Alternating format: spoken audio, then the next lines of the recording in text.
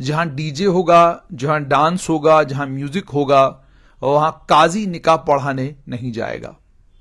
جہاں پر یہ سب تماشے ہوں گے، ان تمام تماشوں میں قاضی نہیں جائیں گے. یہ خبر ایک Jammu Kashmir based web portal کے اوپر آئی اور اس خبر میں کہا گیا کہ علی گڑھ میں یہ فتویٰ دیا گیا ہے، جبکہ حقیقت یہ ہے کہ یہ کوئی نئی کہانی نہیں ہے. کہانی بہت پرانی ہے، لیکن جب سوشل میڈیا کے اوپر آپ کا کنٹینٹ وائرل ہونا بند ہو جاتا ہے تو آپ کوئی نہ کوئی پرانی خبر ڈھونڈتے ہیں جس کو آپ تھوڑا نئے نویلے طریقے سے لوگوں کے بیچ میں بیچنے کی کوشش کرتے ہیں. اور ویسے بھی آپ جانتے ہیں آج چلن یہ ہے کہ اسلام سے جڑی ہوئی کوئی بھی بات ہو وہ فوراً وائرل ہو جاتی ہے اور اسے دونوں طرف کے لوگ وائرل کرتے ہیں، ماننے والے بھی اور جو نہیں ماننے والے ہیں وہ بھی. جہاں تک اس ڈی جے ڈانس کا تعلق ہے تو مسلمان شادیوں میں ڈی جے نہیں ہوگا، ڈانس نہیں ہوگا، قاضی بائیکاٹ کرے گا. یہ دیوبند سے بھی مولاناؤں نے 2018 میں فتویٰ دیا تھا. 2017 میں اسی طریقے سے شادی میں ڈی جے اور ڈانس اسلام کے خلاف جاری ہوا فتویٰ. اس کے بعد انڈیا ٹوڈے کی خبر ہے 29 نومبر 2022 کی، clerics ban dance music fireworks in Muslim weddings in Jharkhand. Jharkhand کے ایک چھوٹے سے کسی قصبے میں وہاں کے مولاناؤں نے، وہاں کے مفتیوں نے طے کیا کہ ناچ گانا ہوگا، آتش بازی ہوگی شادی میں، تو قاضی نکاح نہیں پڑھائے گا. گانا ہوا، ڈی جے ہوا شادی میں تو ہم نکاح کرانے کے لیے نہیں آئیں گے. یہ فتویٰ جو ہے دارالعلوم دیوبند سے منسلک کیا گیا ہے.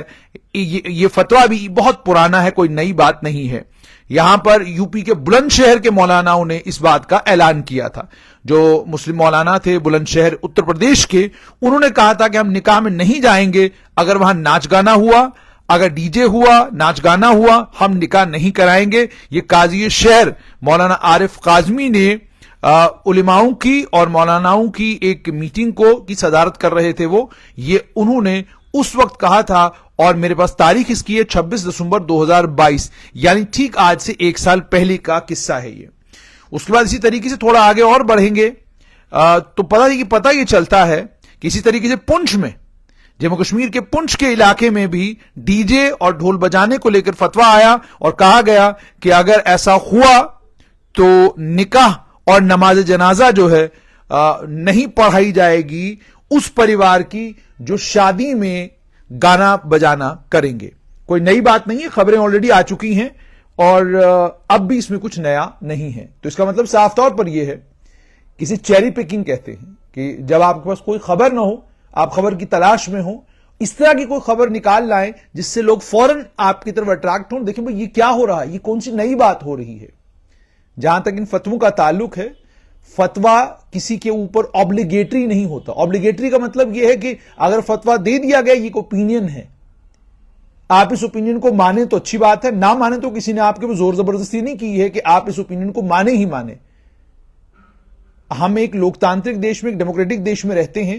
یہاں کوئی شریعہ پولیس نہیں ہے جو کیا کہتے ہیں اس فتوے کو ایپلیکیبل بنوانے کے لیے، فتویٰ لاگو کرنے کے لیے کام کرے. ایسا نہیں ہے. اوپینین ہے، آپ کو دیا گیا ہے، آپ اب اس اوپینین کو لینا چاہتے ہیں لیجئے، نہیں لینا چاہتے ہیں تو کسی نے آپ کے ساتھ زور زبردستی بھی نہیں کرنی ہے.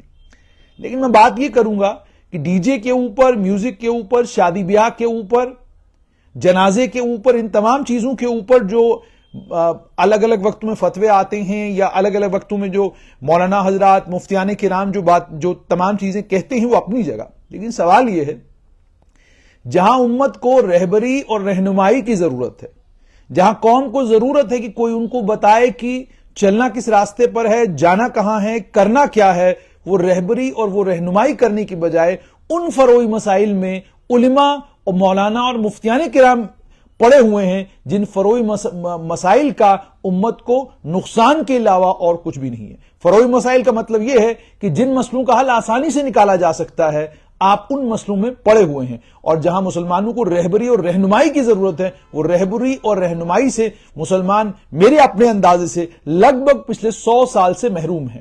آپ ذرا اپنے ارد گرد و نواح میں نظر دوڑائیے.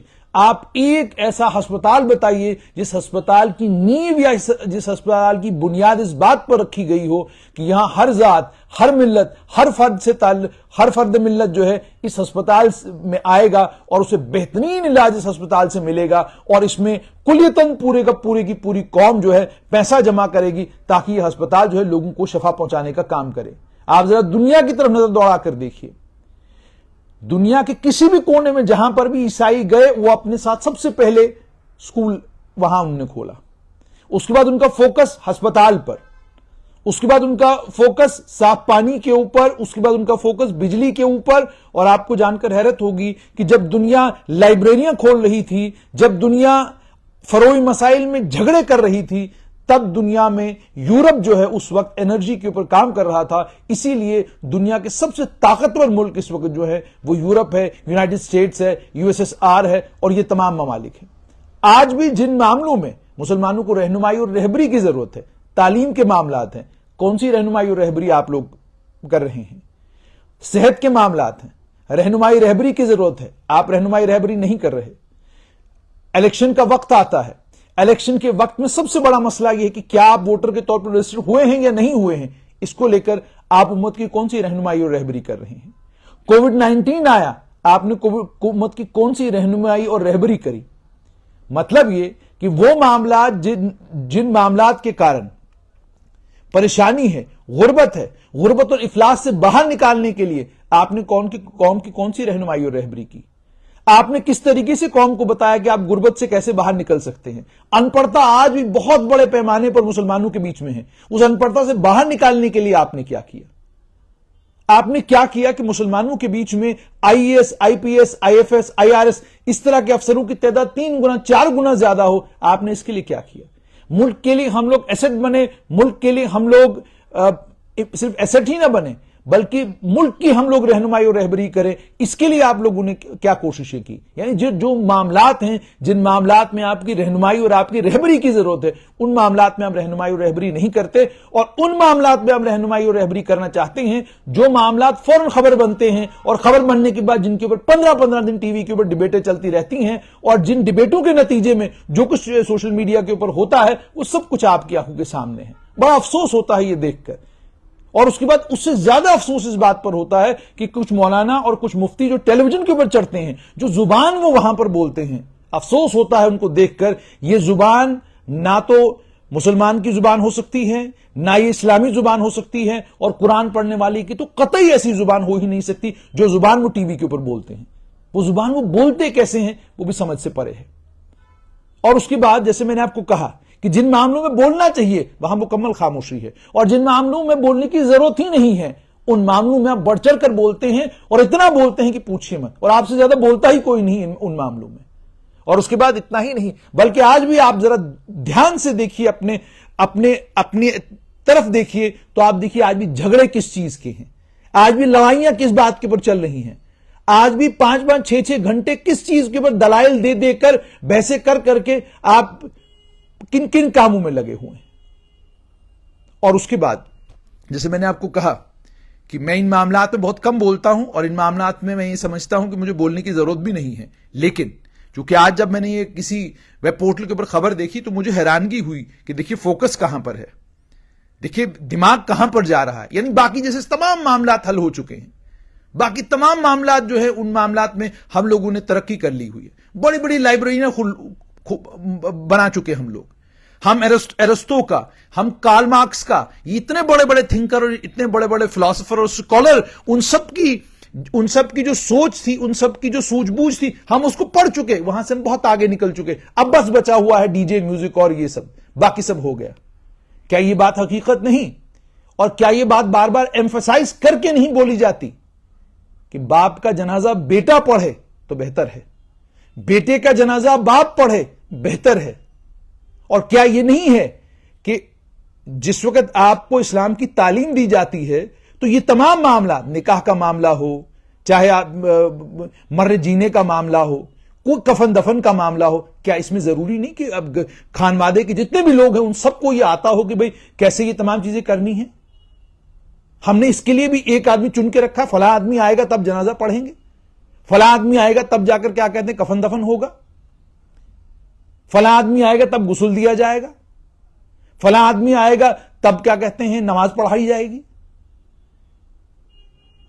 इसीलिए जैसे मैंने आपको कहा कि जब मैंने डीजे वीजे वाला ये फतवा देखा तो मुझे हैरानगी इस बात पर हुई कि इतने मसाइल हैं जिन मसाइल के हल के तलाश में जो है लोग मारे मारे फिर रहे हैं, उन मसाइल का हल हमारे पास नहीं है। उन मसाइल के हल के लिए हम लोग कोशिशें नहीं कर रहे हैं, और जो कोशिशें हमारी हैं वो आप देख रहे हैं कि वो कोशिशें किसके ऊपर हैं। हम किन डिबेटों में पार्टिसिपेट करते हैं, हम किस तरह की डिबेटों का हिस्सा बनते हैं, वो भी आप ध्यान से देखिए, किन मामलात में आप पड़े हुए। इसलिए बड़ी ज्यादा जरूरत है कि उम्मत की रहबरी उन मामलात में की जाए जिन मामलात से उम्मत पूरी दुनिया के लिए एक एसेट बने, पूरी दुनिया के लिए एक नमूना, एक मॉडल बने। और नमूना मॉडल बनना कोई मुश्किल काम नहीं है। इसके लिए इल्म की जरूरत है, इसके लिए सूझबूझ, इसके लिए समझ की जरूरत है, इसके लिए स्कूल की जरूरत है, कॉलेज की जरूरत है, यूनिवर्सिटी की जरूरत है, बेहतरीन मेडिकल कॉलेज, बेहतरीन इंजीनियरिंग कॉलेज, इन तमाम चीजों की जरूरत है। और इन तमाम चीजों पर हमारा फोकस होना चाहिए। क्या उलेमाओं का यह काम नहीं कि आपके इलाके में एक सड़क बन रही है, अरबों रुपया उस सड़क के ऊपर खर्च हुआ लेकिन सड़क मुकम्मल नहीं हुई, सवाल कैसे पूछा जाए, ये तो उलेमाओं का काम है ना बताना। क्योंकि आपकी रहबरी ऐसा तो हो नहीं सकता आप ये कहेंगे कि जनाब हमारी रहबरी तो सिर्फ मजहबी मामलात में है, बाकी मामलात में हम रहबरी करेंगे नहीं। ऐसा नहीं है, इस चीज की आपको इजाजत भी नहीं है। आपको कहा गया है कि आपको तमाम मामलात में रहबरी और रहनुमाई करनी है। हर मामले में आपकी रहबरी और रहनुमाई की जरूरत है। आपके होते हुए छोटी छोटी बातों के ऊपर ये जो दो मजहबों के बीच में लड़ाइयां होती हैं नहीं होनी चाहिए। आपकी रहनुमाई और रहबरी ऐसी होनी चाहिए कि लड़ाई ना हो, झगड़ा ना हो, सूझबूझ और समझ से लोग काम लें। और उसके बाद आप, जैसे मैंने कहा, मुझे एक और चीज की बड़ी हैरत होती है। एक वक्त में बड़ा परहेज कि जनाब वीडियो नहीं बनानी है, फोटो नहीं खींचना है।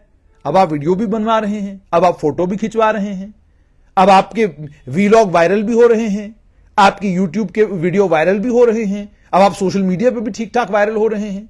तो जब आप अपने अंदर इतने बदलाव ला रहे हैं ताकि अब ज्यादा लोगों तक पहुंचे, तो आप ये कोशिश क्यों नहीं करते कि लोगों के अंदर भी बदलाव आए, उनकी सोच, उनकी समझ के अंदर भी बदलाव आए, उनको भी लगने लगे कि किस तरीके से हम माशरे को बेहतर बना सकते हैं, किस तरीके से हम मुल्क के लिए एसेट बन सकते हैं, किस तरीके से हम ऐसा माहौल पैदा कर सकते हैं कि पूरा मुल्क ये कहे कि क्या बेहतरीन क्या कमाल के लोग हैं, मुल्क के लिए जान देने के लिए तैयार, मुल्क के लिए हर वक्त खड़े रहने के लिए तैयार, और हर मामले में आप इनको देखिए मिसाली कौम है। ये बनना कोई मुश्किल काम नहीं है, लेकिन उसके लिए जरूरत यही है कि मेरा अपना मानना है, कोई किसी को क्या लगता है मुझे, मैं किसी की सोच और किसी के फहम को कंट्रोल नहीं कर सकता, पर मेरा जाती तौर पर यह मामला है, उम्मत को उलझा के रखा गया है फरोई मसाइल में, उम्मत को फंसा के रखा गया है उन मसाइल में जो मसाइल असल में मसाइल हैं ही नहीं, और उसका मकसद सिर्फ और सिर्फ इतना है कि हमारी अपनी दुकान चलती रहे, हमें लोग बुलाते रहें, हमको लोग सुनते रहें, और लोग इन्हीं मामलों में फंसे रहें। अगर मकसद यह होता कि उम्मत आगे बढ़े तो ये फरोई मसाइल किनारा करके आप उन मसाइल पर फोकस करते जो मसाइल वाकई उम्मत के मसाइल हैं, मुल्क के मसाइल हैं, दुनिया के मसाइल हैं। आप उन मसाइल के ऊपर काम भी कर रहे होते, और सिर्फ काम ही नहीं कर रहे होते बल्कि मिसाली काम कर रहे होते, ताकि दुनिया ये कहने पर मजबूर होती कि क्या कमाल के लोग हैं।